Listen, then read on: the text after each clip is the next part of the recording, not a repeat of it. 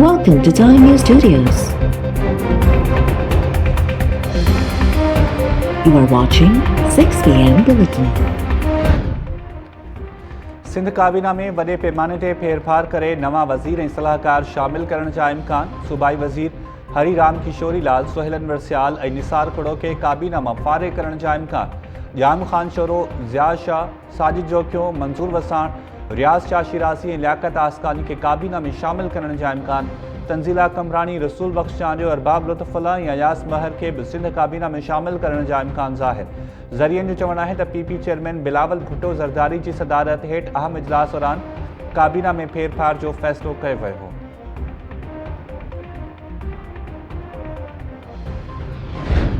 सिंध में तालीमी इदारा 8 अगस्त ताईं मुकमल तौर बंदि रहंदा। तालीम वारे वज़ीर सईद गनी चयो आहे त सिंध ख़ासि करे कराची में कोरोना सूरत हाल इत्मीनान जोगी नाहे।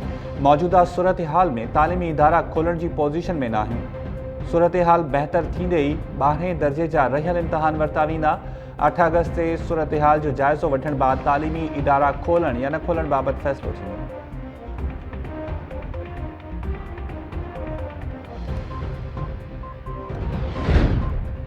सिंध खां सवाइ बाक़ी समूरनि सूबनि में मरहलेवार तालीमी इदारा खोलिया वेंदा। 50% शागिर्दनि जी हाज़िरी सां तदरीसी अमल शुरू थींदो। तालीम वारे वफ़ाक़ी वज़ीर शफ़क़त महमूद चयो आहे त यूनिवर्सिटीज़ जे उस्तादनि ऐं शागिर्दनि समेत ड्राइवर्स ऐं ॿिए अमले लाइ बि वैक्सीन लाज़मी हूंदी। यूनिवर्सिटीज़ में अमले खे 31 अगस्त ताईं वैक्सीनेशन कराइण जी हिदायत कई वई आहे। सिंध में 8 अगस्त ताईं तालीमी इदारा बंदि रहंदा।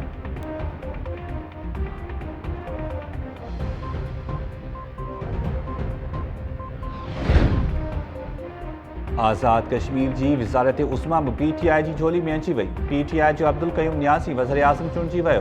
अब्दुल क़यूम नियाज़ी खे 33 ऐं मुतहदा अपोज़िशन जे मेंबर चौधरी लतीफ़ अकबर खे 15 वोट मिलिया। अब्दुल क़यूम नियाज़ी आज़ाद कश्मीर जो 13हों वज़ीर आज़म चूंडिजी वियो। अपोज़िशन तरफ़ां खुलियल वोटिंग ते एतिराज़ वारिया विया। स्पीकर एहतजाज बावजूदि अपोज़िशन जे एतिराज़नि खे रद्द करे छॾियो।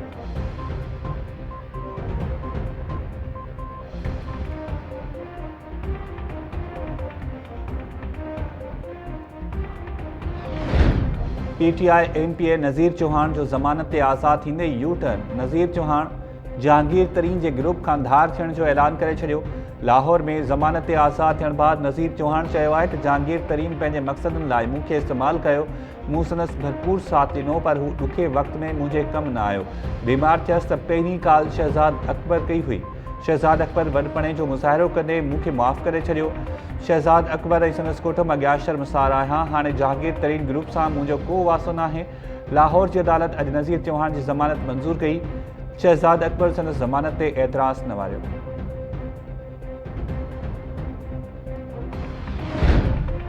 शहबाज शरीफ़ रस्तो ठाहे रहियो आहे त नवाज़ शरीफ़ खे चूंडनि दौरान सिधो जेल न वञणो पवे।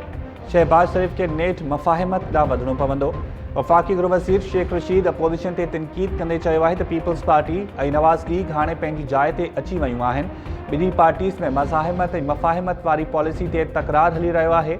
नालाइक़ अपोज़िशन हुकूमत खे कुझु बि नथी करे सघे। इमरान ख़ान केॾांहुं बि न पियो वञे। उमीद त चूंडनि खां अॻु करप्शन केसिस ते फ़ैसिला थी वेंदा।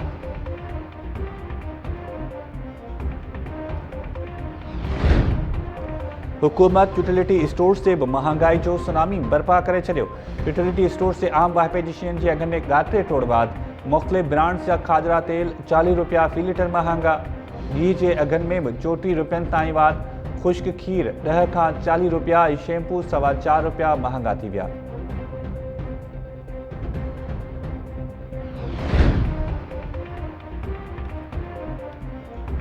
IMF जा शर्त पूरा करण लाइ ॻाटे टोड़ महांगाई जो ज़ुल्म न कयो वञे। 1-2 महीननि में महांगाई जो नओं तूफ़ान अचण वारो आहे। क़ौमी असम्बली में अपोज़िशन लीडर जी PTI सरकार ते तनक़ीद। शहबाज शरीफ़ चयो आहे त अटो, खंडु, गिह, बिजली, दवा ऐं ॿियूं आम वाहिपे जूं शयूं महांगियूं थी वयूं। अवाम ते हर महीना क़यामत बर्पा कंदड़ हुकुमरान अञा केतिरो ज़ुल्म कंदा। अवाम में लाउ पची रहियो आहे। लाउ फाटो त केरु न बचंदो।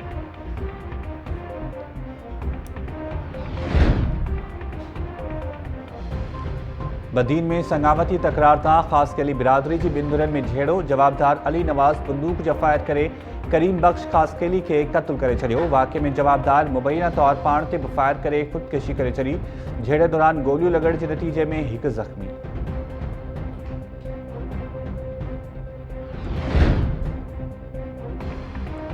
नैब वधीक 5 इन्वेस्टिगेशन से 11 इंक्वायरीज़ की मंजूरी ॾेई छॾी।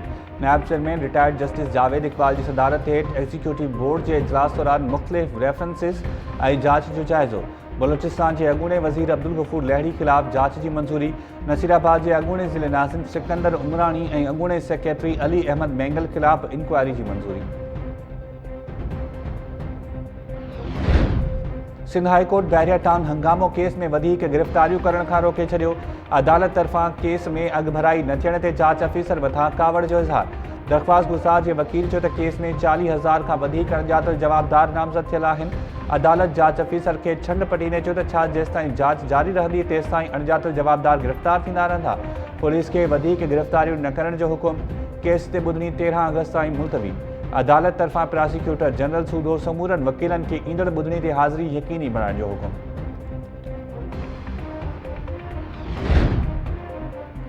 सिंध सूदो सॼे मुल्क में पुलिस शहीदनि जो ॾिहाड़ो मल्हाए पियो वञे। मुख़्तलिफ़ शहरनि में तक़रीबुनि दौरान अमुन लाइ क़ुर्बानियूं ॾींदड़ पुलिस शहीदनि खे भेटा पेश। सियासतदाननि ऐं अदाकारनि सूदो ज़िंदगी जे मुख़्तलिफ़ शोबनि सां वास्तो रखंदड़ शख़्सियतनि तरफ़ां बि पुलिस शहीदनि खे भेटा पेश कई वई। Army chief general Qamar Javed Bajwa police शहीदनि के सलाम पेश कंदे चयो त पाकिस्तान की पुलिस पंहिंजा फ़र्ज़ निभाइण दौरान बेमिसाल क़ुर्बानियूं ॾिनियूं। मुल्क के अमन ऐं इस्तेहकाम लाइ पुलिस जो इंतहाई अहम किरदार है।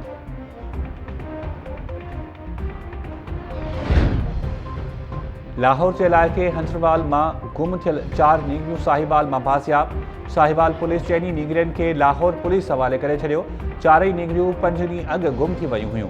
पुलिस रक्षा ड्राइवर ऐं 2 औरतुनि सूदो 6 जवाबदारनि के गिरफ़्तार करे वरितो। पुलिस जो चवणु आहे त रक्षा ड्राइवर एक गिरोह सां मिली नीगरियुनि के विकिरो करण पे घुरियो। रक्षा ड्राइवर चइनी नीगरियुनि के वर्कलाए साहिवाल वठी वियो हो। खेनि साहिवाल में फहाशी के अॾे ते विकिरो करण जो मनसूबो जोड़ियो वियो हो। ॿारड़ियूं बहितर ज़िंदगी जा ख़्वाब ॾिसी रक्षा ड्राइवर सां गॾु वयूं।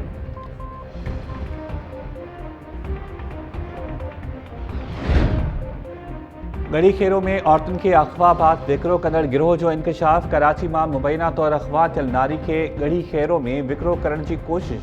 मोटरसाइकिल से अणॼातल हंध मुंतकिल थियण दौरान नारी जूं विच शहर में दाहूं। पुलिस औरत ऐं मोटरसाइकिल सवार आज़ाद मक्सी थाने ते वठी वई। थाने ते औरत जा वारिस हुजण जी दावा कंदड़ 4 ॼणा भी गिरफ़्तार दावेदारनि में अब्दुल मजीद लाशारी, इसरार जमाली ऐं मोहम्मद आचर ख़ासकेली शामिल। पुलिस ज़रियनि मूजिब नारी जो चवणु आहे त जवाबदार आज़ाद मक्सी खेस कराची में अगवा बाद विकिरो करण लाइ गढ़ी खेरो वठी आयो। शहर में माण्हुनि ऐं पुलिस के ॾिसी बचाइण लाइ दाहूं कयूं। नौजवान तरफ़ां नारी के अगवा वारे इल्ज़ाम की तरदीद ऐं साणुसि शादी करण की दावा। पुलिस जो चवणु आहे त मारिया के अगवा में मुलविस जवाबदारनि जो टोलो औरतुनि के अगवा बाद विकिरो कंदा आहिनि। शिकारपुर के इलाके निम खबर मोड़ में पी हथा धीअ क़त्ल। जवाबदार अब्दुल रशीद संजरानी पिस्तौल जा फायर करे नौजवान धी रुकिया संजरानी के क़त्ल करे छॾियो। वाक़े बाद जवाबदार फरार। पुलिस के वाक़े जा कारण मालूम न थिया। टंडो अलहयार की मंसूर कॉलोनी में औरत मुबैना तौर साहुरनि हथा क़त्ल। नारी फिरदौस गोपांग के साहुरनि पिस्तौल जा फायर करे क़त्ल करे छॾियो। वारसनि जो चवणु आहे त नारी के सोहरे ऐं ॾेरनि गॾिजी क़त्ल कयो। नारी साहुरनि खां नाराज़ थी पेकनि वटि तरसियल हुई। जवाबदार केस क़त्ल करण बाद फरार।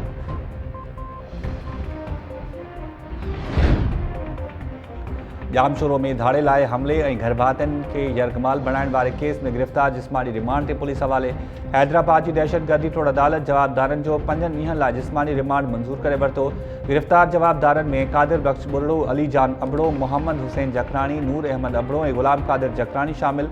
जामशोरो थाने ते दाख़िल केस में भुंग लाए अगवा, घर ते हमले, धाड़े और दहशतगर्दी जा कलम शामिल। वाबरा कॉलोनी में हथियारबंदनि गुज़िरियल ॾींहुं हिक घर ते हमलो करे घर भातियुनि खे यरगमाल बणायो हो। पुलिस गालियुनि ज़रिए यरगमालनि के बचायो और 5 हथियारबंदनि के गिरफ्तार करे वरितो हो।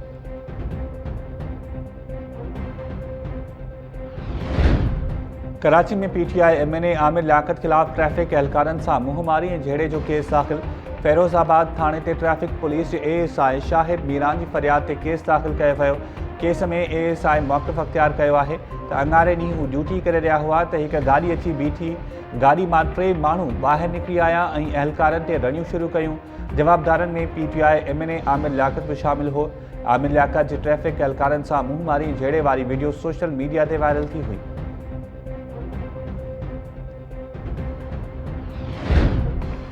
न्याबता गिरफ़्तार थियल Peoples Party MNA Khurshid Shah के NICVD में इलाज हेठि रखण वारो मामलो। सिंध हाई कोर्ट सखर में खुर्शीद शाह के अस्पताल में इलाज हेठि रखण खिलाफ़ PTI अॻवान जी दरख़्वास्त ऐं ॿुधणी दौरान जेल अस्पताल इंतज़ामिया पेश। दरख़्वास्त गुज़ार खुर्शीद शाह जी धुर थियण वारी दरख़्वास्त ते एतिराज़ वारे छॾिया। ॿुधणी दौरान NICVD इंतज़ामिया मौक़िफ़ अख़्तियार कयो त दरख़्वास्त गुज़ार जे एतिराज़ जी कॉपी न मिली आहे। दरख़्वास्त जो जाइज़ो वठण लाइ वक़्तु ॾिनो वञे। अदालत अस्पताल इंतज़ामिया जी मोहलत वारी सदा मंज़ूर करे वरिती। ॿुधणी 15 सेप्टेम्बर ताईं मुलतवी। सखर जी एहतसाब अदालत में आमदनी खां वधीक असासा केस ते ॿुधणी दौरान खुर्शीद शाह ऐं संदसि पुट MPA फ़ारूक शाह पेश। फ़ारूक शाह खे जेल मां बख्तरबंद गाड़ी ज़रिए अदालत आंदो वियो। केस ते ॿुधणी 24 अगस्त ताईं मुलतवी।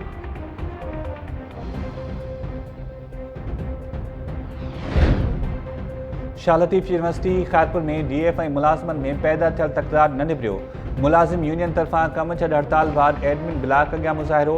DF निसार नुनारी ऐं रजिस्ट्रार खे फौरी तौरु हटाइण जो मुतालबो। मुलाज़िम अॻवाननि जो चवणु आहे त डायरेक्टर फाइनेंस मुलाज़िम अॻवाननि ख़िलाफ़ कूड़ो केस दाख़िल कयो आहे, जेको मुज़म्मत जोॻो अमल आहे। मुलाज़िमनि तरफ़ां मुतालबा मंज़ूर न थियण जी सूरत में एहतिजाज जो दाइरो वधाइण जो चिताव।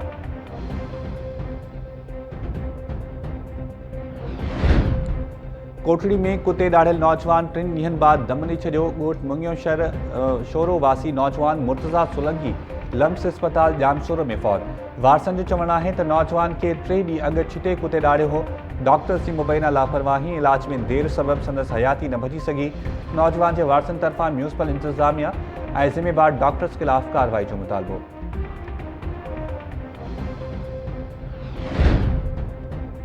दादूवासी 3 पोरियत पंजाब में हादसे जो शिकार। फैसलाबाद में कोच कल्टी थियण जे नतीजे में दादूवासी 3 पोरियत फौत थी विया। फौतनि में महमूद सरवर ऐं लतीफ़ मला शामिल। वारसनि जो चवणु आहे त पोरियत सिंधी टोपियूं विकिरो करण लाइ सियालकोट वञी रहिया हुआ। फैसलाबाद खां सियालकोट वेंदड़ कोच सां हादसो पेश आयो। पोरियतनि जे घरनि में कोरहाम बरपा।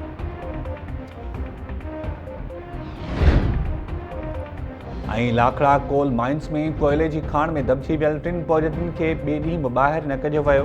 कोल माइंस कंपनी तरफ़ां मुनासिब इंतज़ाम न करण सबबि रेस्क्यू ऑपरेशन में ॾेखारियूं। पोरियतनि तरफ़ां दॿिजी वियल साथियुनि खे ॿाहिरि कढण जी कोशिशि जारी। गुज़िरियल ॾींहुं कोयले जी खाण में 3 पोरियत दॿिजी विया हुआ। वाक़े खां फौरी बाद इंजीनियर ऐं इंचार्ज ग़ाइब थी विया। पोरियतनि जे वारसनि जो चवणु आहे त इंतज़ामिया संदनि प्यारनि जी ॻोल्हा लाइ जोगा उपाउ नाहिनि वरिता।